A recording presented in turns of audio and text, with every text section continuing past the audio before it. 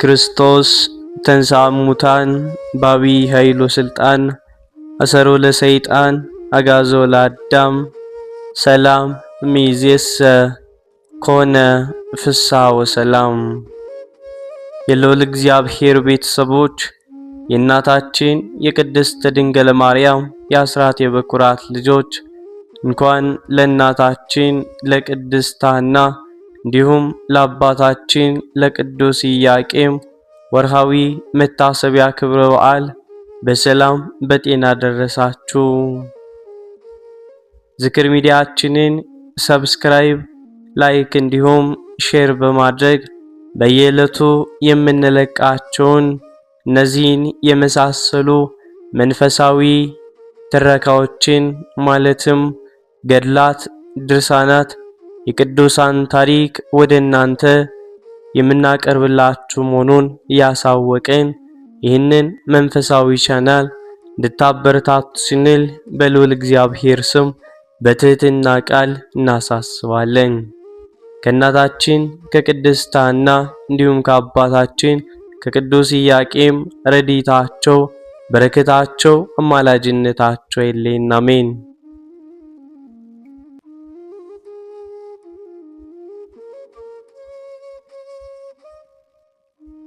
በመንፈስ ቅዱስ ግብር አምላክን በድንግልና ጸንሳ በድንግልና የወለደች የፈጣሪ እናት የአምላክ እናት ለመሆን የበቃች በመሆኗ ቅድስት ድንግል ማርያም በሰማይ ትመሰላለች። አምላኳን በክንዶቿ ለመታቀፍ ጡቶቿን ለማጥባት በጀርባም ለማዘል የበቃች እመቤታችን ናትና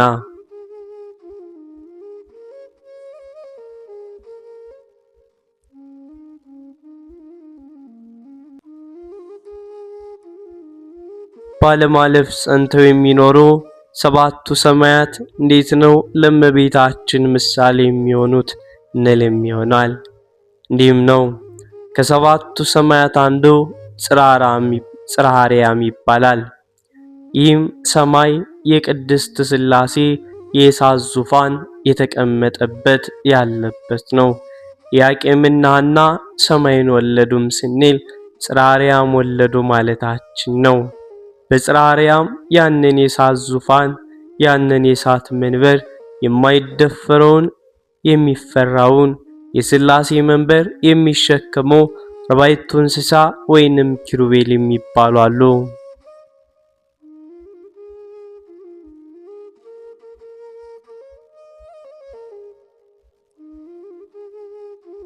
እነዚህ ኪሩቤል የሚባሉ መላእክት በጀርባቸው ያንን የእሳት ዙፋን ተሸክመው በዙፋኑ ላይ ያሉትን ሥላሴን ቅዱስ ቅዱስ እያሉ በአንድነት በሦስትነት ያመሰግናሉ፣ ሲያመሰግኑም ይኖራሉ።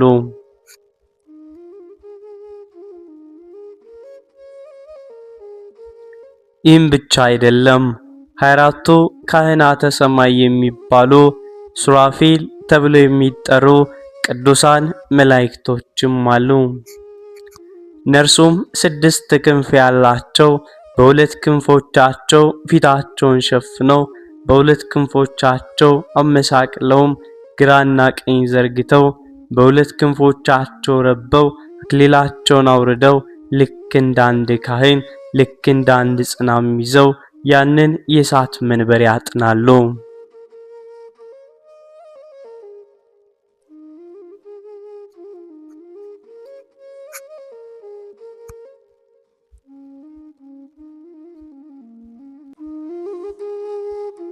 ሱራፊል የእሳትን መንበር ያጥናሉ፣ ኪሩቤል የእሳቱን መንበር ይሸከማሉ።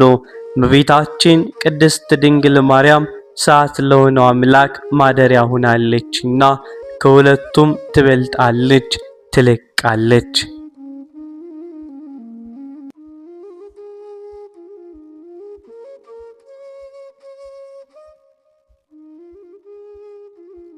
ቅዱስ ያሬድም ህየንተ አርያም ዘበሰማያት ዘኮንኪ አርያመ በዲበ ምድር በሰማይ ባለ ጽርሐ አርያም ፈንታ በምድር ላይ ጽርሐ አርያምን ሆንሽ ያለ እመቤታችንን እንዳመሰገናት የእመቤታችን ማኅፀን የእሳት መንበር ሆኖም ተገኘ።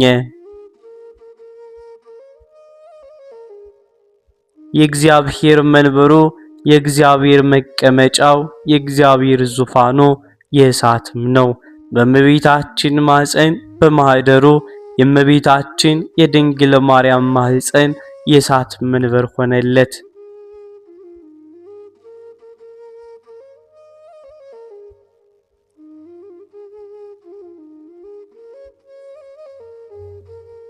ነቢየ እግዚአብሔር ቅዱስ ዳዊት በመዝሙሩም እንደዚህ ብሏል። ወበቃለ እግዚአብሔር ጸና ሰማያት፣ በእግዚአብሔር ቃል ሰማዮች ጸኑ እንዳለው በዓለም አቀፍ ጸንተው ለዘላለም የሚኖሩ የማያልፉ የማይጠፉ ሰማያት እንዳለው እመቤታችን ቅድስት ድንግል ማርያም ወላዲተ አምላክ ንጽሕተ ንጹሐን ቅድስተ ቅዱሳን በእነዚህ በማያልፉት ሰማያትም ትመሰላለች። መዝሙር 33 ከቁጥር 6።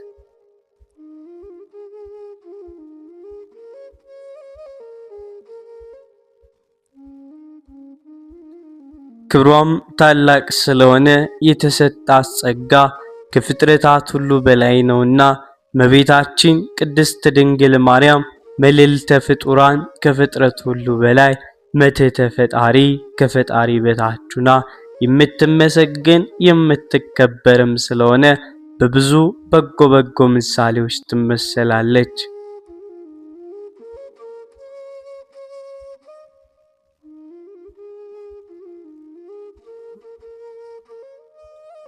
በብዙ በጎ ምሳሌዎች ትመሰል እንጂ እመቤታችን የሚመስላት የሚተካከላት የለም። ከፍጡራን ወገን ለእመቤታችን የተሰጠ ጸጋ ለማንም አልተሰጠም። የድንግል ማርያም ክብሯ ታላቅ ነው። እንኳን ለነቀፋ እርሷን ማመስገን የሚያስቸግራት በምን አንደበታችን በምን ቃል በምን ቋንቋ እንገልጻታለን? ቅዱስ ኤፍሬም አይልሳን ዘይክ ነቢበ ዘይትነገር በእንቲአኪ፣ ድንግል ሆይ እመቤቴ ሆይ ስላንቺ መናገር የሚቻለው ምን አንደበት ነው በማለት እንደጠየቀው መላእክትም ነቢያትም ሐዋርያትም እንኳ ስለ እርሷ ተናግረው መጨረስ አልተቻላቸውም።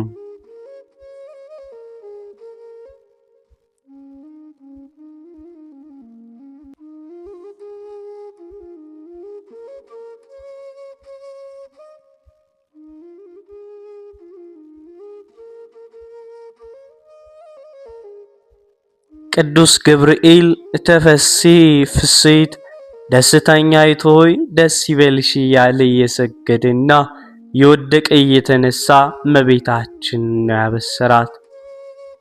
በእኔ አንደበት አይቻለኝም ብሎ ተፈሥሒ ኦ ምልዕተ ጸጋ እግዚአብሔር ምስሌኪ ኢትፍርሂ ማርያም እስመ ረከብኪ ሞገሰ በኀበ እግዚአብሔር ትጸንሲ ወትወልዲ ወልደ። ጸጋን የተመላሽ ሆይ ደስ ይበልሽ ማርያም ሆይ አትፍሪ፣ የእግዚአብሔር ባለሟል ካንቺ ጋር ነውና እርሱም እግዚአብሔር ካንቺ ጋር ነውና ከእግዚአብሔር ዘንድ ባለሟልነትን አግኝተሻልና ነው ትጸንሻለሽ ወንድ ልጅም ትወልጃለሽ እያለ አመስግኗታል። ለምን ቢባል ማኅፀኗ የእሳት መንበር ሆኖ ተገኝቷልና። ቅዱስ ገብርኤል እንደዚህ ያለ አመሰገናት።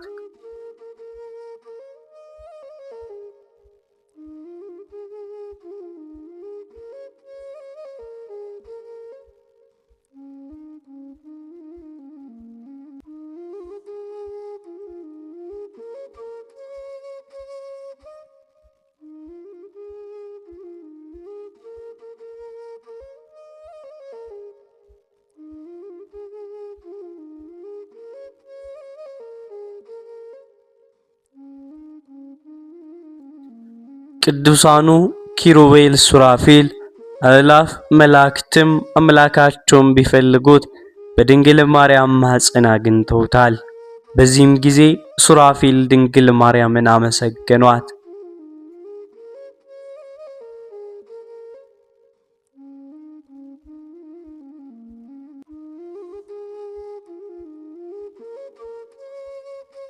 መላእክት በቅዳሴ ከፍ ከፍ ያደረጓትን ድንግል ማርያምን ማን ነው ዝቅ ዝቅ የሚያደርጋት? እግዚአብሔር እናቱ መንበሩ ዙፋኑ መቅደሱ ያደረጋትን ድንግል ማርያምን ማን ነው የሚያቃልላት? እንደ ጽርሐ አርያም ዙፋኑ ማደሪያው ስላደረጋት ሊቃውንቱስ ምን አሉ? ኢያቄምና ሐና ሰማይን ወለዱ። ይህም የሚደንቅ ታላቅ ምስጢር ነው። ጽርሐ አርያምን ወልደዋልና።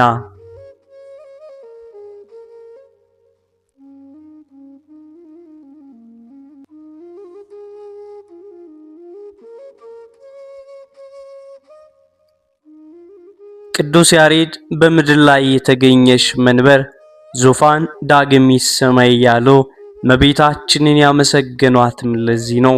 በጽርሐ አርያም የሥላሴ ዙፋን ስላለ፣ በጽርሐ አርያም ሰባቱ የእሳት መጋረጃዎችም ስላሉ፣ በጽርሐ አርያም ሱራፌልና ኪሩቤል ስላሉ የተቀሩት ስድስቱ ሰማያት ለጽርሐ አርያም እንዳጥር እንደ ቅጥር ሆነው አክብረዋት አስከብረዋት ለዘላለም ይኖራሉ ማለት ነው።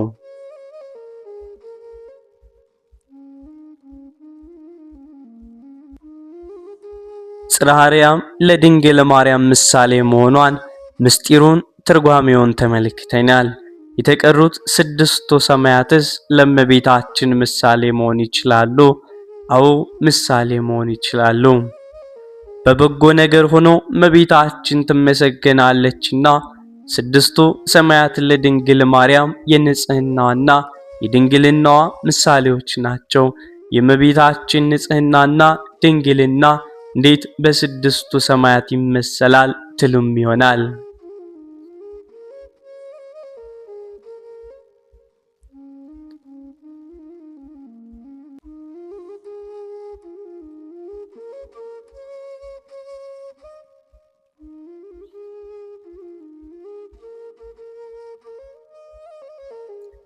ስድስተኛም ድንጋሌ ልቡና የልብ ድንግልና እነዚህን አስተባብራ በመገኘቷ በእነዚህም ታጥራ ተከብራ እንደምትኖር የሚያመለክት ታላቅ ምስጢር ነው። ኢያቄምና ሐና ሰማይን ወለዱ ማለት ይህ የምናየውን ሰማይ ስናስተውለው ድንኳን ይመስላል። ለመሬት የተተከለም ድንኳን እግዚአብሔር ይህንን የምናየውን ሰማይ የሚያልፈውን ሰማይ ለምንድን ነው የፈጠረው?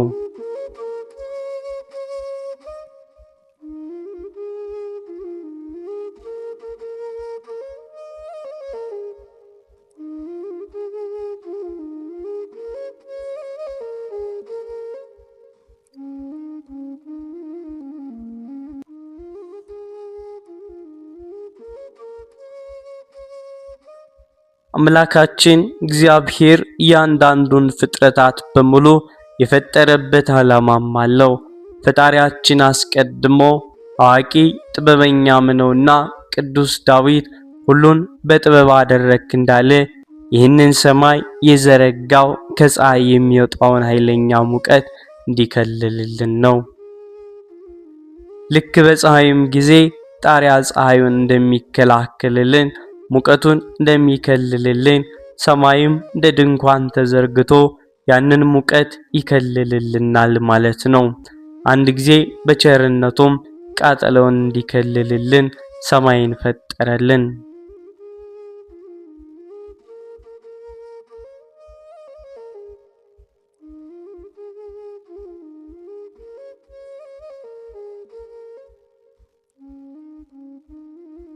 የገሃነመ እሳትን ቃጠሎ እንድትከልልልን እግዚአብሔር የሰጠን ሰማይ የተከለለልን ድንኳን የተዘረጋልን እሷም እናታችን ቅድስት ድንግል ማርያም ናት። በእርሷ ጥላ ከለላ ውስጥ ነውና ያለነውም ቃጠሎ ወይንም እሳቱ ሁላችንም አያስፈራንም። ምክንያቱም እናታችን ትጋርደናለችና በእቅፏም ትይዘናለችና። ሁለተኛው እግዚአብሔር ይህንን ሰማይ የፈጠረበት ምክንያት ነው። ፈጣሪ ሰማይን ዝም ብሎ ቢተወው ኖሮም የሰው ልጅ ዓይን ማረፊያ አይኖረውም ነበረ። አንገታችንን አቅንተን ቀናም ስንል የዓይናችን ማረፊያ ታላቁ የምናየው ሰማይ ነው።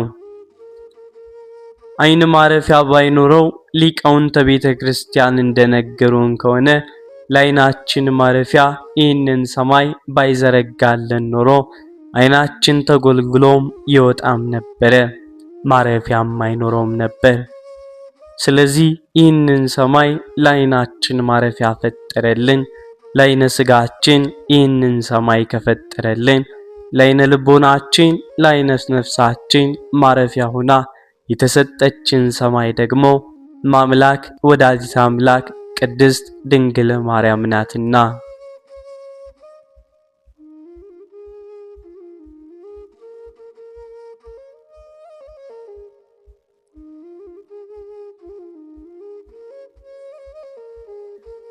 በብዙ ስለት በብዙ እንባ በብዙ ለቅሶ ድንግል ማርያምን ለመጽነስ የበቁት ኢያቄምና ሐና ሰማይን ወልደውልናልና ይህንን ድንቅ የእግዚአብሔር ሥራም ነው። እመቤታችን ቅድስት ድንግል ማርያም በእናቷ ማኅፀን እያለች ታምራቷን ታደርግ ነበረ። በታምረ ማርያም የምንሰማው ነው።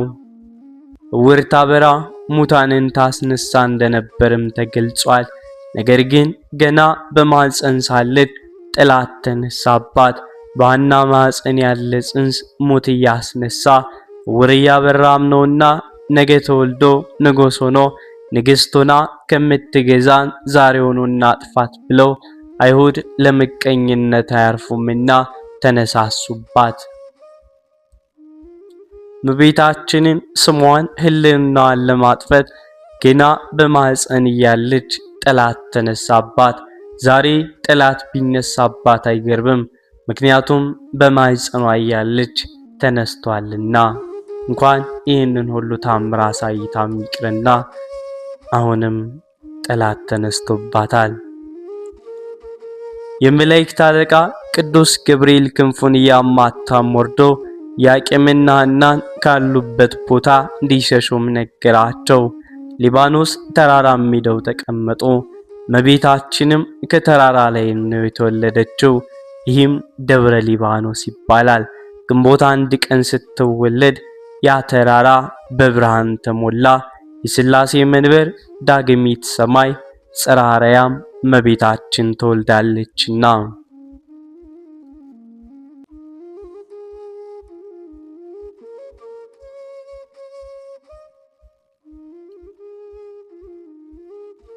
ሰማያውያን መላእክት ወርደውም ያንን ተራራም ስለሞሉት ያም ተራራ በብርሃን ተመላ። ወገኖቼ ያ ግዑዝ ፍጥረት ያ ተራራ የአራዊት መፈንጫ የእንስሳት መዋያ የሆነ ተራራ በእመቤታችን ምክንያት በብርሃን ከተመላ የኔና የናንተ ሕይወት በድንግል ማርያም ምክንያት በብርሃን እንዴት አይሞላ? በብርሃን ይመላልና ሁላችሁም ብርሃናችሁን ጠብቁ። ነገር ግን ይህ ኃጢአት የሚባል ደዌ ያለ ጆሮአችንን ዝነ ልቦናችንን ደፍኖት በየት በኩል እንስማው እንጂ ነቅዱስ ሚካኤል ነቅዱስ ገብርኤል በእመቤታችን ልደት ቀን አብረው እልል ይላሉ፣ አብረውም ይዘምራሉ። የዓይን ማረፊያ የልብ መደገፊያ ገሃነመ እሳት የምንሰወርባት የምንከለልባት ድንግል ማርያም ተሰጣን። ክብራችንን ልንረዳም ይገባል። መንፈስ ቅዱስ ይህንን ድንቅ ታላቅ ምስጢር ለአባቶቻችን ገልጾላቸዋል። ቅዱስ ያሬድ ድንግል ማርያምን ጽርሐ አርያም አንቺ ነሽ ብሏታል። ይኸውም አንቲ ውእቱ ጽርሐ አርያም እንደማለት ነው። ስለዚህ ከአምላክ እናት ጋራ ካላችሁ በምድር ሳይሆን በሰማይ ያላችሁ ማለት ነው። ይህንንም ስንል አይደንቅም፣ በምድር ላይ እንኳን የለንም ማለት ነው። ለምን? ድንግል ማርያም ሰማይ ናታ። ለካ በሰማይ ነው የምንኖረውና ሁላችሁም ደስ ይበላችሁ።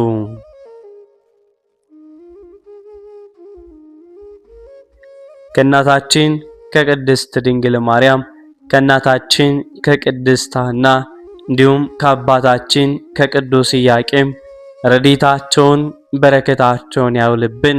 ያሳድርብን ዘንድ የልዑል እግዚአብሔር መልካም ፈቃድ ይሁንልን። አሜን። ሚያዝያ 11 በዚህች ዕለት የከበረችና የነጻነት እመምኔት ታወድራ አረፈች። ይህችም ቅድስት ከእስክንድርያ ሀገር ከታላላቆች ባለጸጎች ወገን ናት። ወላጆቿም ክርስቲያኖች ናቸው። እነርሱም ዋጋው ብዙ በሆነ በወርቅና በብር ያጌጡ የከበሩ ልብሶችን አሰሩላት። ከእርሷ በቀር ልጅ ስለሌላቸው ሊያጋቧት እነርሱም ያስባሉና፣ እርሷ ግን የምንኩስና ልብስ ለብሳ በክብር ባለቤት ክርስቶስ ስም ልትጋደል ትወዳለች። መከራ መስቀሉንም ልትሸከም ትወድም ነበር። የዚህን የኃላፊውን ሰርግ አልፈለገችውም።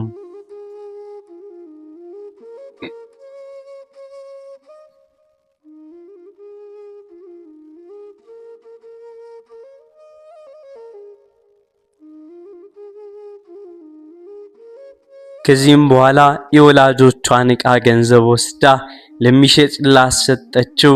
ለድሆችና ለምስኪኖችም መጸወተች። በቀረውም ከእስክንድርያ ውጭ በስተምዕራብ አብያተ ክርስቲያናትን አነጸች። ወደ እስክንድርያው ሊቀ ጳጳሳት ወደ አባ ትናቴዎስም ሄዳ ራሷን ተላጭታ ከእርሱ ዘንድ መነኮሰች። ከደናግል ገዳማትም ወደ አንዱም ገብታ በገድል ተጸምዳ ጽኑ ገድልን ተጋደለች። አምላካዊ ራእይንም ታይ ዘንድ ተገባት። መላእክትን ታያለችና የሰይጣናትም ስራቸውን ለይታ ታውቃለችና ሊሰሩ የታሰቡትን የምታውቅበትና የምትፈትንበት ዕውቀትን ሰጣት። ቅዱስ አትናቴዎስም ሲናገር በእርሷ ፈጽሞ ደስ ይለው ነበር። ወደ እርሱም ይጠራታል፣ እርሱም ሊጎበኛት ወደ እርሷም ይሄዳል። ሐሳቧንም ትገልጥለታለች። እርሱም የጠላት የዲያብሎስን ወጥመዱንና ምታቱን ያስገነዝባታል። ከመንበረ ሲመቱ ከእስክንድርያ ባሳደዱትም ጊዜ ብዙዎች ድርሳናትን ጽፎም ላከላት። ይህችም ቅድስት እጅግ እስካረጀችም ድረስ ኖረች። በመንፈሳዊ ተጋድሎም እየተጋደለች ኖረች።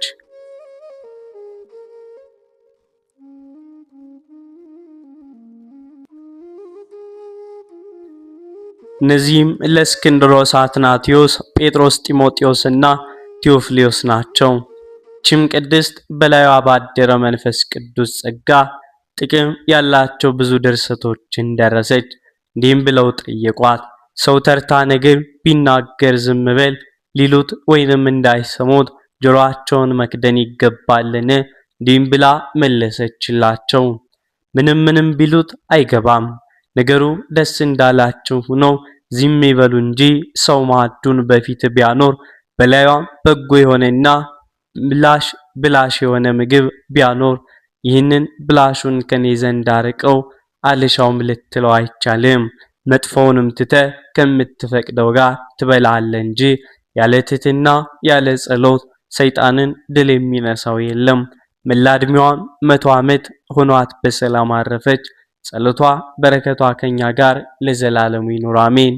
ሰላም ለታወድራ ዛነጸት ጠረጴዛ ለብሩር ወርቅ ዘትሰይጥ አራዛ እስከ ድንግል ተስባ በዘዚአሃ ማዛ ወሰላም ለይፍሉጠ ግዕዝ እምግዕዛ ለኤጲስቆጶ